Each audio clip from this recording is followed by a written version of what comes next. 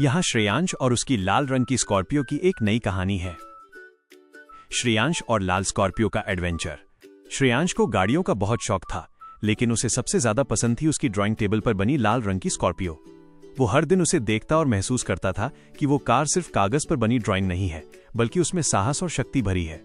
एक दोपहर जब श्रेयांश अपनी लाल स्कॉर्पियो की ड्राइंग को देख रहा था, तभी उसने दरवाजे पर हल्की सी खटखट की आवाज सुनी।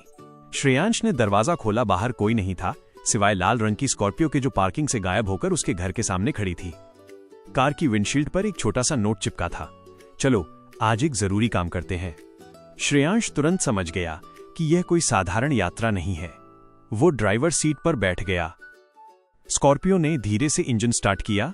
आज हमें एक ऐसे दोस्त को खोजना है जो गुस्से के कारण कहीं खो गया है। स्कॉर्पियो की आवाज में एक हल्की सी गूंज थी। स्कॉर्पियो ने शहर की भीड़ भाड़ वाली सड़कों को पार किया। उसकी मजबूत हेडलाइट्स हर मोड़ पर आत्मविश्वास दिखा रही थीं। एक भीड़ में रास्ता, बाजार में भारी ट्रैफिक था। स्कॉर्पियो ने अपनी ऊंचाई का फायदा उठाया। देखो श्रेयांश, स्कॉर्पियो ने कहा, मुश्किलें कितनी भी हों, अगर तुम शांत रहोगे तो तुम्हें रास्ता जरूर दिखेगा। श्रेयांश ने धैर्य रखा और धीरे धीरे सही रास्ता मिल गया। 2 ऊंचाई पर चुनौती। शहर से बाहर उन्हें एक ऊंची पहाड़ी पर चढ़ना था। रास्ता पथरीला और ऊबड़-खाबड़ था। यहाँ कैसे चढ़ेंगे?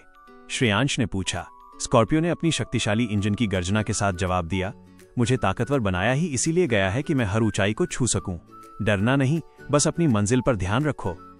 पहाड़ी की चोटी पर पहुंचकर उन्होंने देखा कि एक नन्हा रोबोट एक कोने में उदास बैठा है।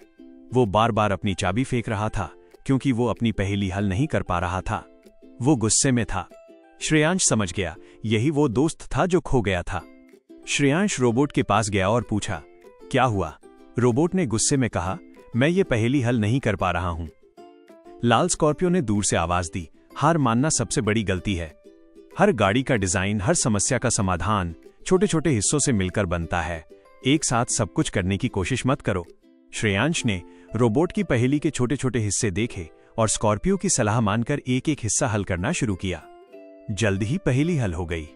रोबोट खुश हो गया और उसने श्रेयांश को धन्यवाद कहा।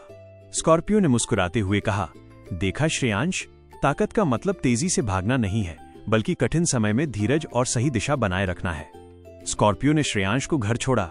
अगले दिन श्रेयांश ने अपनी ड्राइंग में लाल स्कॉर्पियो को पहाड़ की चोटी पर एक छोटे रोबोट की मदद करते हुए बनाया। क्या आप इस कहानी का एक और